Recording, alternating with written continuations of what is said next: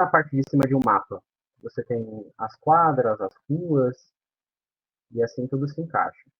Então, se você conseguir imaginar isso para cá, seria como se eu saísse dessa rua e chegasse na próxima esquina, sabe? E depois você percorrer o outro vetor, ou seja, quando você soma esses vetores, você tem que percorrer o outro também. Então, somar vetores não é só esse mais esse. Você tem um jeito certo de você somar, justamente que vai ser a soma das distâncias que você percorreria se você andasse com esse vetor. Eu vou explicar melhor levando o vetor para o lado. Se eu andar com ele para cá, fica mais fácil de perceber que é a soma desses vetores é eu andar daqui até esse outro pedaço, como se eu andasse primeiro a reta de vermelho e depois andasse pela reta de verde. Então, aqui tem o nosso vetor, eu vou chamar ele de vetor X, por exemplo. Certo? É assim que, visualmente, você soma vetores. Você põe um vetor, põe outro vetor na sequência dele, e aí você liga uma ponta de um vetor até a outra ponta do outro. Você tem a soma vetorial, ela é assim. Dá para perceber que se eu andar esse pedaço e andar esse pedaço, eu andei mais do que se eu for numa linha reta, né? Então, por isso você não pode somar os módulos. Dá para ver que a soma dos módulos desses dois aqui, dessas distâncias, é muito maior do que a soma dessa. Porque essa é a distância mais curta entre dois pontos, é essa linha reta. Então, por isso, a gente não pode só sair somando os números nos vetores. A gente tem que usar isso. E aí, vocês tiveram aula de trigonometria com o Matheus, dá para perceber que isso aqui fecha um triângulo, e aí vocês conseguem, a partir de alguns dados sobre os ângulos entre os vetores, usar a lei dos senos, não sei se ele passou para vocês, ou a lei dos cossenos. Por exemplo, aqui, se eu sei o ângulo entre esses dois vetores, esse ângulo aqui que eu chamo de θ, você consegue fazer essa soma pela lei dos cossenos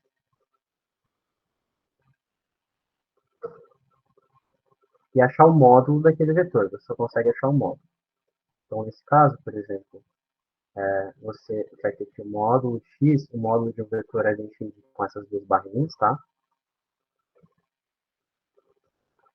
O módulo de x ao quadrado vai ser igual ao módulo de um dos vetores ao quadrado mais o módulo do outro vetor ao quadrado mais, nesse caso, como normalmente os ângulos são maiores, além dos cossenos, ela tem um sinal de menos, mas normalmente a gente usa vetorialmente com um sinal de mais, porque a gente põe esse ângulo entre dois. Se você for trabalhar com esse, põe o sinal de menos mesmo. Duas vezes o módulo de um, o módulo do outro e o cosseno do ângulo entre eles. Aí você tem o módulo desse vetor x. Dá para ver que é muito diferente do que só somar os dois módulos, beleza? Mas dificilmente a gente vai trabalhar com vetores desse jeito. A gente costuma trabalhar com vetores, vamos mostrar a subtração também de vetores, como ela fica visualmente antes disso. Se eu tenho um vetor 1, eu vou chamar agora, vou mudar o exemplo, eu vou chamar de vetor A e eu vou chamar o próximo vetor de vetor B. Perfeito? Só uma coisa para vocês, a soma de vetores ela é comutativa. Então, o vetor A mais o vetor B, ela é igual ao vetor B mais o vetor A. Não importa a ordem que eu some os dois, beleza? Sempre vai ser comutativa. Para a subtração também é comutativa, mas na subtração, na soma eu tinha que, o meu vetor resultante ser um vetor acima. Na subtração, é a mesma coisa que se eu fizesse o vetor A menos o vetor B. Ou seja, eu pego o vetor A e eu vou somar ele com o contrário do vetor B. Ou seja, eu vou trocar ele de sentido, só que eu somo com o sentido contrário, entendeu? Essa seria a minha subtração de vetores. Então, quando eu faço isso, eu troco a orientação do vetor E aí eu somo os dois. Beleza? Deixa eu pegar aqui. Eu troco o vetor B. E a soma desses dois dá um vetor aqui. Tá?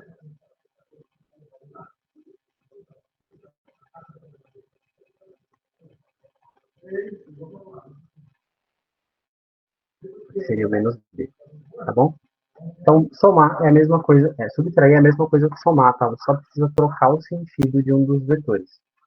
Tudo bem? Trabalhar com vetores desse jeito é importante porque quando a gente tem as representações geométricas dos nossos problemas, seja um bloquinho com forças, uma barra com momento, com forças aplicadas sobre elas, a gente precisa saber como somar os vetores dessa forma. Mas a gente trabalha muito mais com os vetores numa base. O que seria isso? Então, uma base de vetores, base vetorial, é como se eu representasse eles no plano cartesiano, tá bom? Só que em vez, eu posso colocar x e y normalmente, e aí eu vou representar os vetores, eles podem ser representados em todas as direções no meu plano cartesiano, certo? Só que eles podem ser representados pelas projeções dele, ou seja, essa parte aqui de baixo. Eu consigo representar o vetor sabendo essas partes aqui.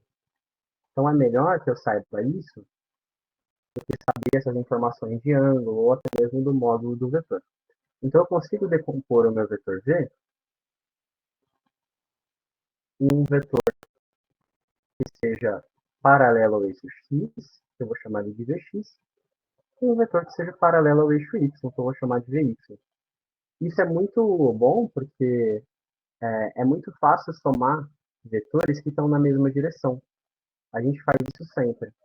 Se eu tenho um vetor assim e um outro vetor aqui no meio, um tem o tamanho 2 e o outro aqui coladinho tem o tamanho 3, esse vetor todo tem tamanho 5. E é muito fácil somar vetores que apontam na mesma direção. Por isso fica muito fácil fazer somas vetoriais quando eu escrevo eles em termos da direção x e da direção y. Beleza? E aí, para representar esses vetores, a gente usa a nossa base vetorial. Vocês vão ver isso em álgebra linear, até muitas variações delas, mas a nossa base vetorial, a gente usa uma base que chama IJK, beleza? Essa base é o quê? Imagina, aqui o papel pontilhado acho que é mais fácil de perceber. Mas olha esse vetor V aqui e tenta puxar essa reta aqui para baixo, certo? Aí você vai contar quantos quadradinhos, ó, no vetor X deu. Deu 1, 2, 3, 4. Vamos arredondar para 5. 5 quadradinhos aqui embaixo. Imagina cada quadradinho é um vetorzinho. Como se fosse um quarteirão, por exemplo. Eu tenho que andar 5 quarteirões. Só que esse vetorzinho é o meu vetorzinho I. Então, se eu somar o meu vetorzinho I 5 vezes, eu dei o tamanho do vetor V na direção X. Então, eu digo que nessa direção, ele vale 5i. O i está diretamente relacionado com a direção x, tá? I está na direção x. E o j está na direção de y. Beleza? Mesma coisa eu vou fazer com o y, na direção y. Ó. Aqui eu tenho meu vetorzinho j. Se eu somar ele 1, 2, 3, 4, 5 vezes também, ó, eu acho o meu vetor v na direção y. Beleza? Então a gente consegue escrever um vetor em termos das suas orientações. Seria como se eu somasse esse vetor com esse vetor, ó. Daria o meu vetor v. Deixa eu fazer melhor, acho que eu entender. Se eu somasse esses dois vetores, daria o meu vetor v. Então eu posso escrever ele como essa soma vetorial entre 5i e 5j. Então eu posso escrever que o meu vetor v ele vale 5i mais 5j. Beleza? E essas direções são a nossa base. Eu consigo escrever qualquer vetor no meu espaço aqui de duas dimensões, bidimensional, com I e J. Eu posso trocar. Então, existe um vetor que é menos 3i mais 2j, por exemplo, e assim por diante. Eu consigo ter vários exemplos de vetores em que eu só troco os valores que multiplicam o i e os valores que multiplicam o j. E aí eu consigo abranger todo o meu espaço plano aqui, só escrevendo os vetores com essa base. Isso me ajuda muito, porque se quando eu for somar os vetores, é só eu somar i com i e j com j, por exemplo. E eu posso escrever o meu vetor, para ficar melhor ainda, minha situação, eu posso omitir i e j. Eu posso escrever ele dessa forma, ó. Ele vai ser 5,5. Ou seja, aqui é quem está na direção I e aqui é quem está na direção J. Como se fosse um ponto no plano cartesiano. Lembra quando você escrevia um ponto? Era o x do ponto e o y do ponto. Aqui você vai escrever vetores parecidos com ponto, mas você admite criar uma reta a partir da origem. Beleza? Porque vocês vão ver que um vetor, ele não é só essa reta que sai da origem e vem para cá. Ele pode ser qualquer reta no espaço que tem esse mesmo tamanho, mesma direção e mesmo sentido. Então, ele poderia estar aqui em cima. Ele é considerado o mesmo vetor, tá bom? Mas ele não... Por isso a gente sempre põe a origem no início dos vetores, para ficar mais fácil da gente conseguir somar eles e entender a visualização deles no espaço. Beleza? Mas a gente consegue escrever todos eles dessa forma. Aqui vão quem tem I e aqui vem quem tem J. E o K? O K é a mesma coisa, mas ele vale para o nosso espaço tridimensional. Então, o K, ele acaba entrando no eixo Z. Beleza? Então, se eu faço um espaço tridimensional,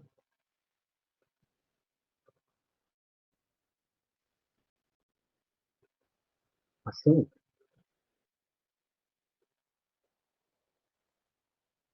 em que eu tenho x, y e z, eu vou fazer um vetor de vermelho para cá.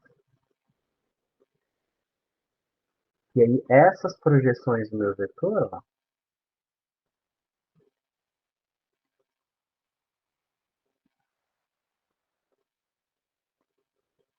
pronto. Aqui eu tenho meu vetor na direção x, esse pedaço. Aqui eu tenho meu vetor na direção y. Bonitinho. Aqui eu tenho meu vetor na direção x. Aqui eu tenho meu vetor na direção y. E aqui eu tenho meu vetor na direção z. E aí eu posso escrever eles da forma IJK agora. Então, meu vetor v, ele vai ser alguma coisa no vetor x, por exemplo, 2 com i, desculpa, 2i mais 3j e 5z, por exemplo. Eu consigo escrever o vetor dessa maneira. Beleza? E você escrever os vetores assim ajuda muito, porque quando eu for fazer uma soma de vetores, imagina que eu tenho o vetor v, que é 2, 3 e 1, e eu vou somar com o vetor 1, que é menos 1, 0, 2. Se eu for fazer essa soma, é só eu somar linha, coluna a coluna, assim. Então eu tenho 2 mais menos 1, que é 1, 3 mais 0 é 3, e 2 mais 1 é 3. Esse é o resultado de U mais V. E eu não preciso fazer uma conta muito grande para saber isso, beleza? Essas informações, elas dizem respeito na direção dos eixos, né? Mas e o módulo do vetor, então? Se eu estou dizendo isso, que o meu vetor é dessa maneira, eu consigo ter uma orientação dele no espaço, em relação aos três eixos. Mas e como é que fica o módulo? Qual que é essa distância V? Fica fácil de você perceber por esse desenho que você tem um triângulo retângulo, ó. O vetor em x e o vetor em y. E aqui o vetor v. Então, se você tem um triângulo retângulo, é só você aplicar o teorema de Pitágoras aqui. Então, para bidimensional, ó, o módulo do meu vetor v vai ser igual a raiz quadrada, isso que ele é a hipotenusa do meu triângulo retângulo, né? Do meu vx ao quadrado, mais o meu vy ao quadrado. E aí eu tenho o módulo do meu vetor v. E para três dimensões, é a mesma coisa, só que você põe o vz junto. Então, o módulo do meu vetor v seria a raiz quadrada de x quadrado mais vy quadrado mais vz quadrado. E aqui eu tenho as três direções, as três componentes. Mas quem que é vx, vy e vz? Se não ficou tão claro, lembra que eu posso escrever dessa forma, 5i mais 5j, por exemplo. Só que se eu omitir o i e o j, eu posso escrever nessa forma ordenada. E aí é só você pegar esses valores, ó, vx, vy e vz, por exemplo. Eu vou anotar em cima de algum aqui, para ficar mais claro, ó, vx, vy e vz. E aí eu consigo aplicar na minha fórmula aqui para saber o valor do módulo do meu vetor, beleza? Dessa distância. Esses módulos são caracterizados como intensidades. E aí, qual que é o importante de tudo isso? O importante é você conseguir passar de um para o outro. Tendo essa base aqui, você consegue fazer as operações de forma muito simples. É só somar ou subtrair as colunas deles, beleza? Mas quando você tem um vetor assim, e um desenho, você normalmente não vai ter essas informações. Você vai ter o módulo e o ângulo. Aí como é que a gente faz quando a gente tem o módulo e o ângulo de um vetor?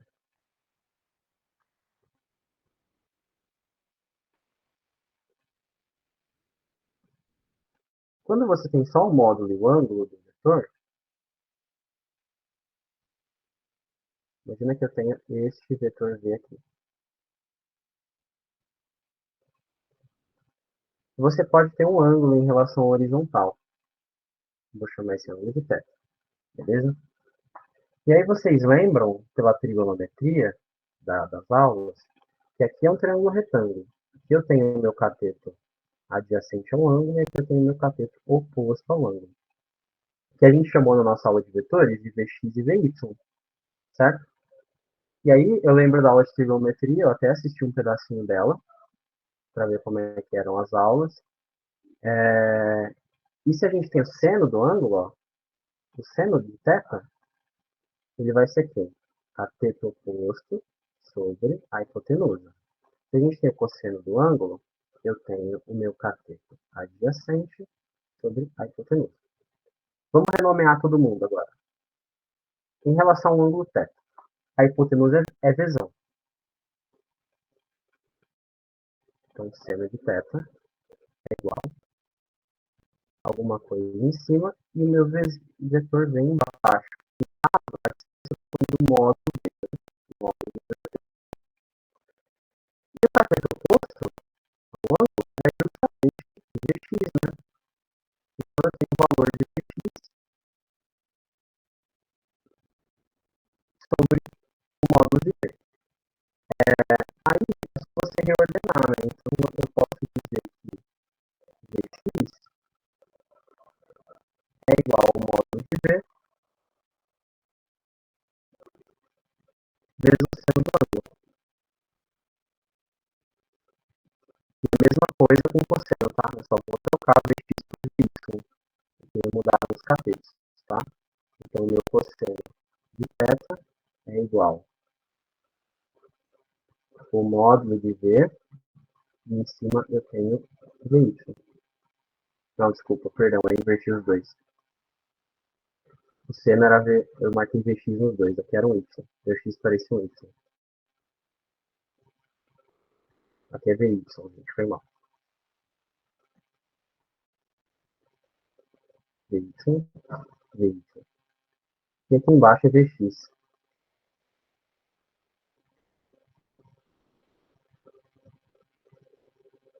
Então, Vx é igual módulo de V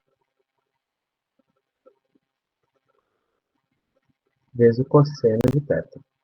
Por que eu estou escrevendo Vx e Vy sem indicação de vetor? Seria uma seta, um vetor. Porque eu estou partindo da minha exposição que o meu vetor V ele é um Vx na direção Y, ou seja, alguma intensidade na direção Y, mais alguma intensidade, que eu chamei de vento, na direção J, tá? Por isso eu não estou colocando os chapéuzinhos neles, de vetor. Porque eu estou assumindo que ele já tem a direção do vetor Y, tá? O meu vetor é Vx vezes Y, tá? Esse é o meu vetor. Vx é só as intensidades. Aí você quer trabalhar só com intensidades? Você usa só os módulos dos vetores, mas eu estou partindo dessa suposição, tá bom?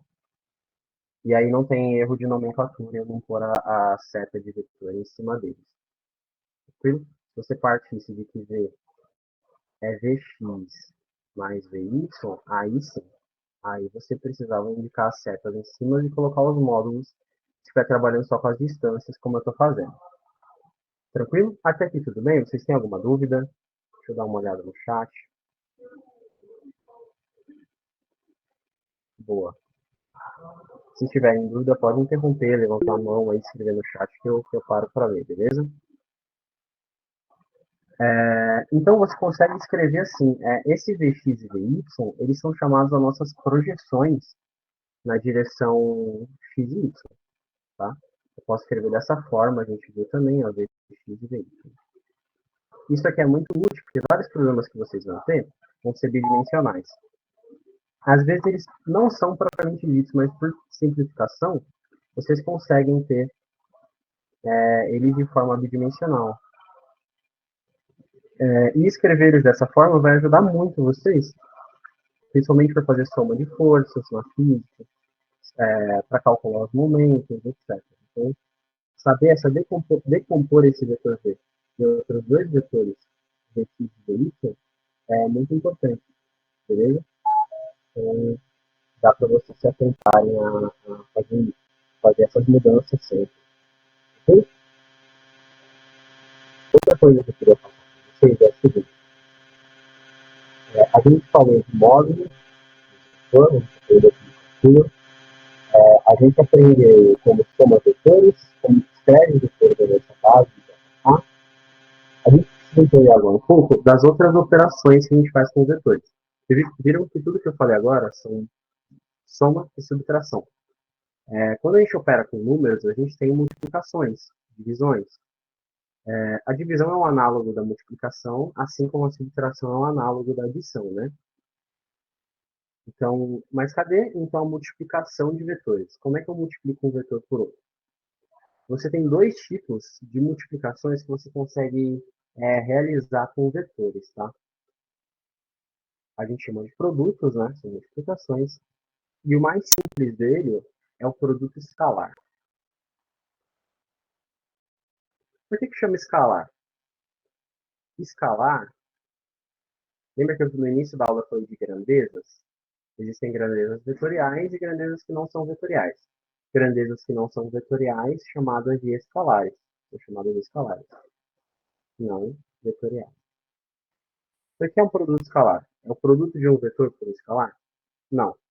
É por um número qualquer? Não é. Produto escalar você vai pegar dois vetores, multiplicar esses dois e o resultado vai ser um escalar, ou seja, vai ser um número, não vai ser um vetor novo, tá bom?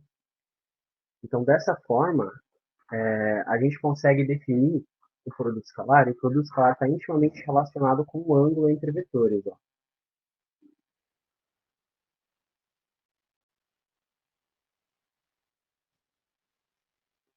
Beleza? Qual que é a interpretação geométrica do produto escalar? Para ficar claro para vocês, eu não vou desenhar dois vetores assim. Podem ser dois vetores quaisquer no espaço. Tá? Eu vou colocar um nessa direção e um nessa direção. Tá?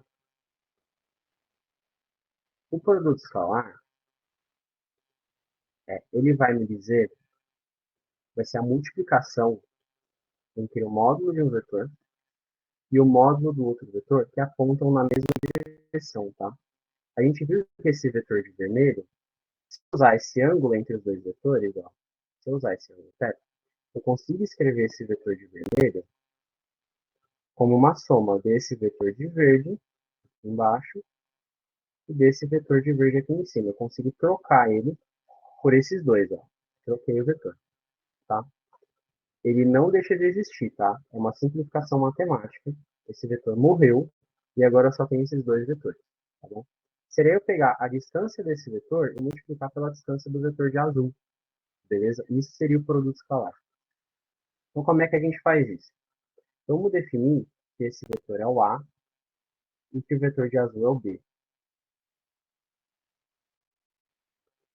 beleza? Para eu achar o A, esse vetorzinho de verde, que é o A na direção do B, o que eu preciso fazer? A gente viu aqui, e provavelmente vocês já viram na aula de trigonometria, se eu quero saber essa distância, eu pego esse vetorzão, que seria a minha hipotenusa, ó, seria a minha hipotenusa, análogo a essa, e multiplico pelo cosseno do meu ângulo. Então, aquele vetor A de verde, eu vou chamar ele de AX, tá? Mas eu não estou preso a trabalhar nessa direção, eu posso fazer isso em qualquer direção, tá? Eu não... Isso vale para qualquer direção. Então, eu posso fazer isso aqui com a minha demonstração aqui, que ela vai ficar igual sempre, tá? Eu só deixei assim para ficar mais fácil da gente visualizar, beleza? Então, o meu vetor AX, ele vai ser o módulo do meu vetor A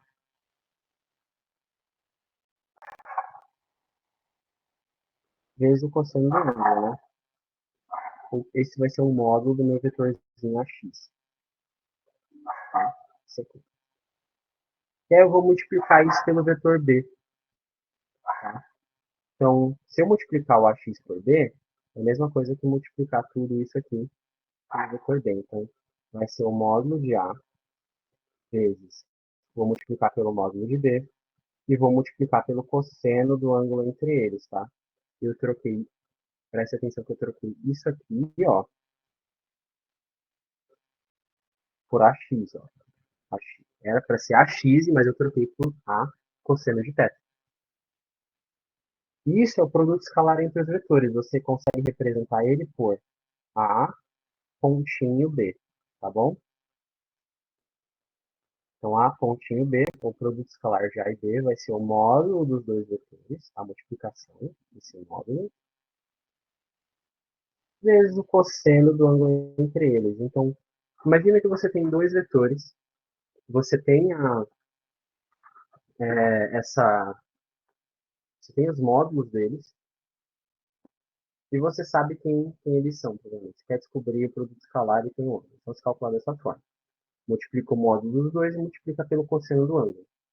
Só que o produto escalar ele pode ser definido de outra forma. Vocês vão ver a demonstração formal disso, mas eu achei que não cabia mostrar aqui. O produto escalar, se eu tenho o vetor A escrito da forma na base, que eu passei para vocês, eu vou fazer três dimensões, porque para não ter dúvida, tá? Se ele é AX, AY e AZ, na minha base vetorial em JK, eu tenho meu vetor B. Ele é BX, BY e BZ, da base IJK sempre, tá bom?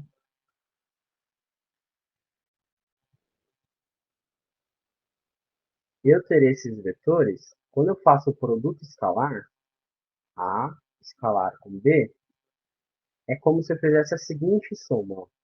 Eu multiplico todo mundo de x dos dois vetores. Somo com a multiplicação de todo mundo que tem o y nos dois vetores. Ou seja, todo mundo tem j efetivamente. Né? Somo com a multiplicação de todos que tem o k. Seria análogo ao z. Assim que eu faço meu produto escalar, multiplico esse com esse, somo com a multiplicação desse com esse, somo com a multiplicação desse com esse. Isso é meu produto escalar. AXBX mais AYBY mais AZBZ. Tá bom? Vetores eles podem ter mais dimensões, tá? Podem ter infinitas dimensões. Então, isso vai funcionar para quantas dimensões você quiser, tá bom? O produto escalar sempre vai ser, se tivesse duas dimensões, ó, você ia fazer só AXBX, AYBY. Esquece a direção Z, tá bom? E viu que como isso é uma soma de números que eu posso colocar aqui, por exemplo, 1, 2, 5, 7, 9, 10, o resultado vai ser um número. Por isso que é chamado de produto escalar, tá bom? Porque esse resultado é um número. Só que lembra que esse resultado é igual ao módulo do meu vetor A, ou seja, fazer toda aquela conta com o módulo aqui, raiz desse ao quadrado, esse ao quadrado, esse ao quadrado. Isso daqui é o módulo de A, vezes o módulo de B, vezes o cosseno do ângulo entre eles. Então, se você tem o vetor dessa forma, se você tem o vetor dessa forma aqui, ó, você consegue saber o ângulo entre esses dois vetores. Você faz o produto escalar desse jeito, você vai ter um resultado aqui. Você sabe o modo de fazer módulo de vetor dos dois, você vai ter essa parte aqui. Então, você vai ter um número igual a alguma coisa vezes o cosseno, né? E aí você consegue saber o ângulo entre esses dois vetores só sabendo os dois vetores, beleza? Outro tipo de pergunta é, tipo, colocam alguma incógnita aqui dentro dos vetores e fala que o ângulo é, sei lá, 30 graus. Você precisa descobrir esse incógnito, ou precisa descobrir qual vetor é, etc. Tá bom? Você consegue fazer isso a partir do produto escalar. Vamos ver um exemplo disso. Se eu tenho meu vetor A, 10, menos 2 e 3. E tenho meu vetor B, 5, 6 e 1. Eu quero saber o produto escalar de A e B. Como que eu faço isso? A escalar a B. Eu vou multiplicar 1 a 1. Então, aqui no primeiro caso, vai ser 10 vezes 5, que está acompanhado do I, né? Somo com menos 2 vezes 6, que está acompanhado do J. Somo com 3 vezes 1, que é quem está acompanhado do K. Então, aqui eu fiquei com quem está acompanhado do I, quem está acompanhado do I. Quem está acompanhado do J, quem está acompanhado do J. E quem está acompanhado do K, com quem está acompanhado do K. Beleza? Dá para você fazer isso de uma forma bem simples, tá? E aí, o resultado disso é o quê? 10 vezes 5 é 50, 6 vezes menos 2 é menos 12, mais 3. Beleza? 50 menos 12 é 38, 38 com 3 é 41. Com essa resposta, o produto escalar equivale a 41. Beleza? Foi mal, gente. Recebi uma ligação. Eu já fiz. Ficou alguma dúvida quanto ao produto escalar? Tem alguma dúvida? Boa. Beleza. O produto escalar vai ser bem útil, porque algumas grandezas físicas, a nossa aula era de física, mas eu estou passando um monte de vetor aqui para vocês. Várias grandezas físicas são definidas vetorialmente, tá? Por exemplo, o trabalho. Se você for calcular o trabalho, a gente sempre aprendeu no ensino médio que trabalho é força vezes deslocamento, tá bom? Só que força é um vetor, né? Eu posso aplicar força em um módulo diferente, em uma direção diferente, no sentido diferente. E distância, deslocamento, também é um vetor. Eu posso me deslocar para cima, para a direita, para a esquerda. Tanto faz. Então, realmente, o trabalho ele é um número. Ele é um gasto energético. O trabalho, ele é força, que é um vetor, e escalar com o deslocamento. Então, aí sim você tem realmente o trabalho de algo que eu viu isso. Por isso que quando você caía, não sei se vocês lembram no ensino médio, quando vocês caíam no exercício, que alguém tinha que empurrar uma caixa com um cabo, mas o cabo estava inclinado e a caixa se movia para cá, você tinha que decompor a força com o ângulo que estava inclinado, sabe? Você não podia multiplicar os dois. E o que você estava fazendo era exatamente um produto escalar, como eu demonstrei aqui em cima para vocês. Achando um vetor na direção do outro e multiplicando os dois na mesma direção. Era isso que eu estava fazendo. A gente já pode resumir para força escalar ao deslocamento. Isso é um exemplo de produto escalar. Beleza? Outra coisa que é muito importante quando a gente vai trabalhar com vetores são vetores unitários. Eu vou até mudar de página aqui, que é algo realmente importante, principalmente na física. Vetores unitários. Vetores unitários significa que o módulo é 1, né?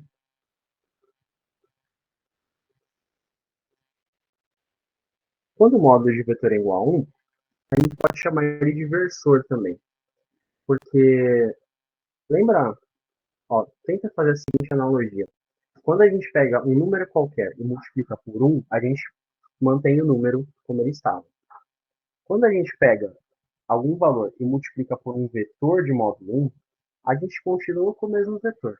Mas a gente tem a gente não continua com o mesmo vetor. A gente cria um vetor na direção que o vetorzinho pequeno apontava. Então, se eu tenho um vetor aqui grande, eu posso escrever ele como um vetor pequenininho, só apontando nessa direção.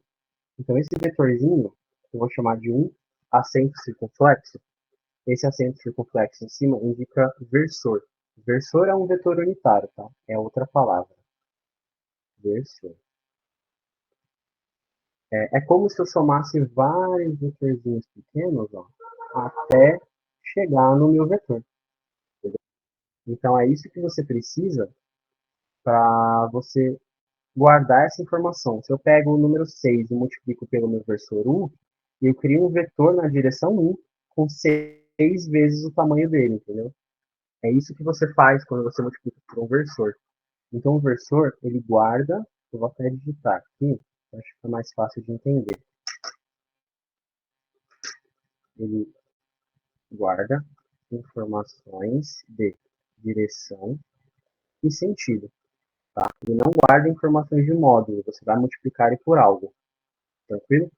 Por exemplo, um exemplo de versor. Quando a gente estava no ensino médio, a gente aprendeu a lei de Coulomb, né? A gente tem uma carga e aqui tem outra carga.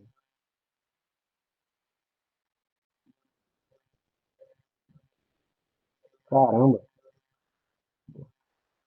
vai ser assim mesmo. A gente tem essa distância aqui, né, que a gente chamava de R, só que a gente viu que distância é um vetor, ó. Então eu tenho um vetor R. Qual que é a força? Eu vou chamar de carga 1 e carga 2, né? Qual que é a força que a carga 1 faz na carga 2? A força que ela faz é aquela lei de Coulomb, né? Vocês ensino médio, mas vocês vão tá tudo bem. É uma constante vezes as cargas de cada uma, Q1 e Q2, dividido pela distância ao quadrado. Beleza, distância é vetor. Então, a gente precisa fazer ele ao quadrado, tá bom? Módulo ao quadrado. Só que isso é um número, ó. Eu tenho um número vezes um número vezes um número dividido por um número. Isso não é um vetor, mas força é um vetor, ó. Quem deixa isso vetorial? O versor R, tá? O versor R, o que ele me diz? Eu vou ter uma força com essa intensidade apontada no sentido e na direção desse meu versorzinho R, que é o vetor unitário dessa distância R aqui que eu chamei. Tá bom? É um vetorzinho Rzinho pequeno aqui, ó. Rzinho chapéu, tá bom?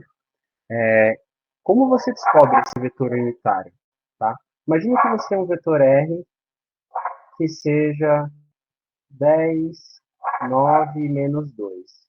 Como é que você descobre quem que é o R chapéu? Tá? É fácil, você pega o vetor R e divide pelo módulo dele, né? Se não precisa um módulo 1, quando você pega um vetor, um número e divide por ele mesmo, você acha o 1, né? O número 1. Então, quando você pega um vetor e divide pelo módulo dele, você encontra o meu versorzinho R, tá bom? De módulo 1. Como é que eu multiplico o vetor pelo escalar? Multiplicação de vetor por escalar, a gente joga o escalar dentro, a gente multiplica cada componente pelo meu escalar. Então, por exemplo, A vezes o meu vetor V vai ser A vezes Vx, A vezes Vy e A vezes Vz. Eu multiplico cada um dos números pelo meu vetor. Por exemplo, 2 vezes o vetor V, se, por exemplo, se o vetor V é 3, 1 e 7, 2 vezes o vetor V é 6, 2 e 14. Tá? E aí você aplica esse raciocínio, né? Você divide, então, multiplicar por um número, que pode ser um meio, por exemplo, não sei. divide pelo módulo de R, você vai achar o versorzinho. Mas aqui está uma aplicação para vocês do que é um versor, tá bom?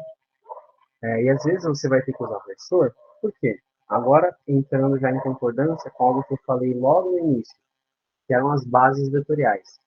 Quem que é esse tal de I, esse tal de J, esse tal de K? Realmente eles são os versores, ó. I, só que a gente não escreve como chapéu. I, J e K, eles são os versores. O I, ele aponta na direção X, ó. Ele para na direção X. O J é unitário na direção J, ó. É só uma setinha na direção J. E o K é só uma setinha na direção K. Por isso que eu posso multiplicar, por exemplo, e achar 3 vezes 1, se eu somar o grego, depois eu ter 3 vezes 1. Eu vou somar 3 com 0, 2 com 0, 2 com 0, 0. Eu vou achar no final 3 vezes 1. E JK são os versores da minha base. Os versores unitários da minha base vetorial. Beleza? E isso é muito útil para a gente ter, porque a gente não precisa se preocupar agora com o tamanho do vetor que está. Se a gente multiplicar ele por um vetor maior. Então a gente consegue usar isso para aumentar a nossa base e pensar qualquer vetorzinho em termos disso. Tá? Aqui o J. E aqui o I. Beleza? Com alguma dúvida aqui? Deu para entender os versores e como eles estão relacionados?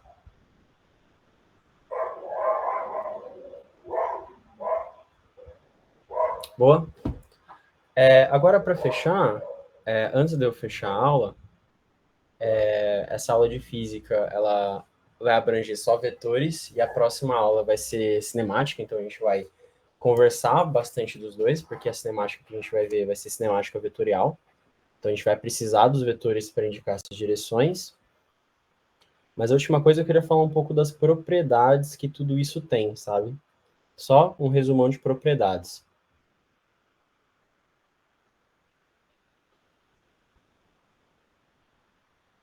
Beleza? Essas propriedades, elas vão ser as seguintes. A gente já viu que se a gente soma um vetor A com um vetor B, isso é a mesma coisa que o vetor B mais o vetor A, não importa a ordem da soma. Beleza?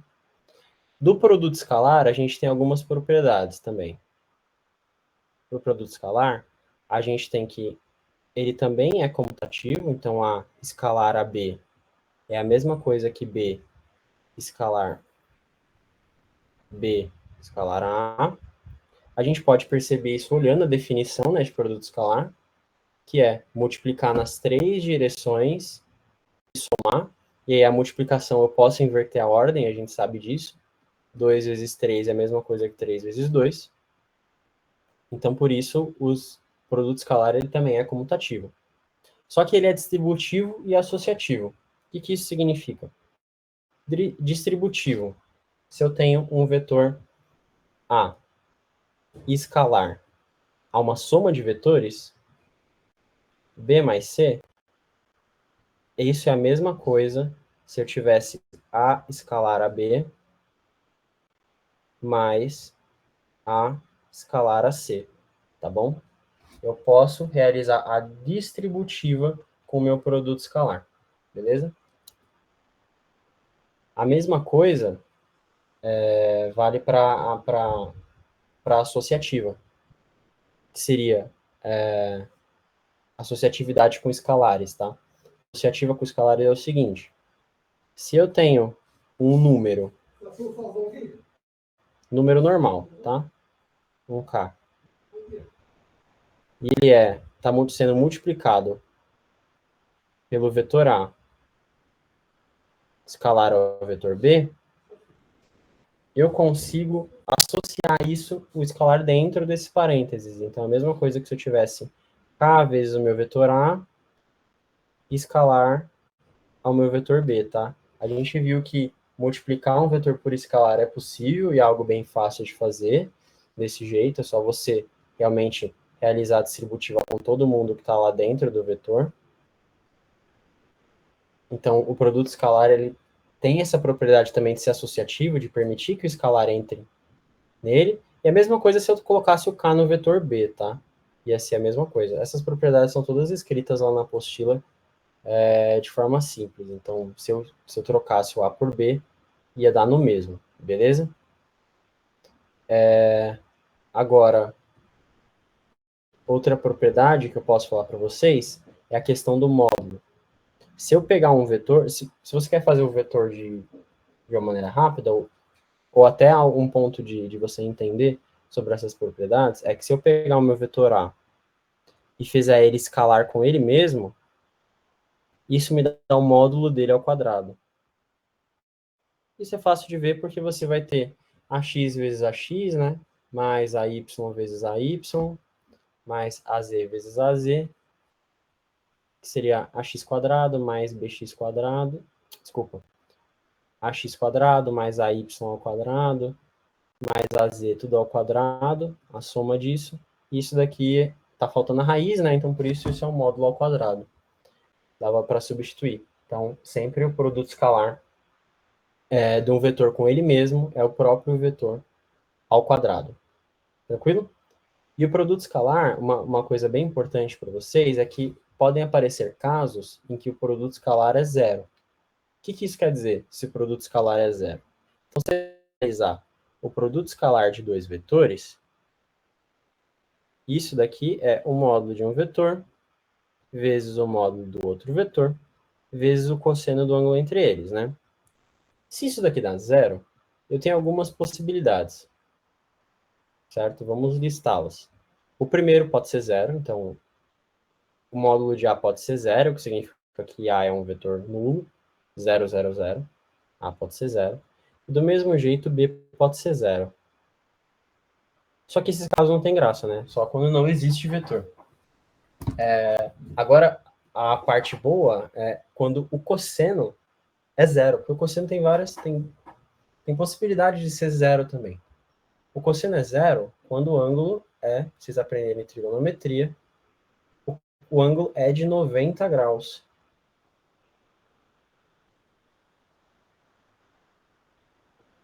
Sobre 2, né? 90 graus ou π sobre 2 radianos. Então, quando eu tenho dois vetores assim, ó, forma de L, não existe produto escalar. O produto escalar é zero. Por quê? É fácil de ver que esse vetor não tem projeção em cima do outro, né? Não dá para eu criar um vetorzinho em cima do outro. Ele está numa reta acima dele. Então, eu não consigo indicar isso. Então, eu sei que se o produto escalar é zero e os meus dois vetores existem, de fato, o ângulo entre eles é de 90 graus. Beleza? Se for outro caso, 270, é porque ele está na direção de baixo, né? Mas, do mesmo jeito, ele pode formar 90 graus aqui. Tranquilo?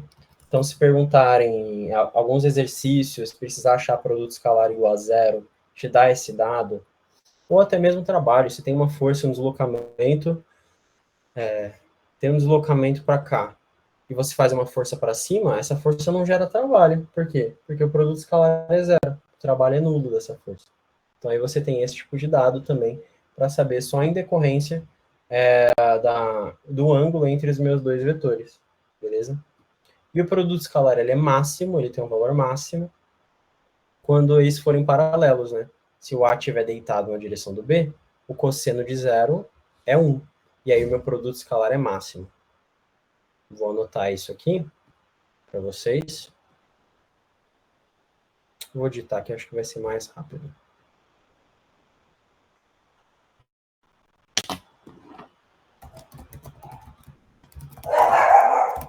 Máximo quando A apontar na direção de B. Tranquilo? Por quê? Justamente porque o cosseno ele vai assumir o seu valor máximo, né? A gente lembra de trigonometria, e o cosseno ele varia de 1 a menos 1, e o valor máximo é 1, então seria quando o cosseno de θ for igual a 1, quer dizer que meu ângulo é de 0 graus, ou 360, mas aí não está importando muito as outras voltas no ciclo. Ele é de 0 graus. Então, os meus vetores estão alinhados um com o outro. Tá bom? O meu vetor A e o meu vetor B em cima do vetor A também. Os dois apontando na mesma direção. Tranquilo? Vocês têm alguma dúvida da aula? Ficou alguma dúvida de vetores? Tem alguns exercícios na apostila para vocês fazerem. Eu consegui passar todo o conteúdo que tinha separado e segunda-feira sobra para fazer cinemática. E aí a gente vê cinemática vetorial. Como que a gente vai usar esses vetores no primeiro tópico de física, que seria cinemática, as leis do movimento, MRU, MRUV, que a gente já viu no ensino médio. Beleza? Vocês têm mais alguma dúvida?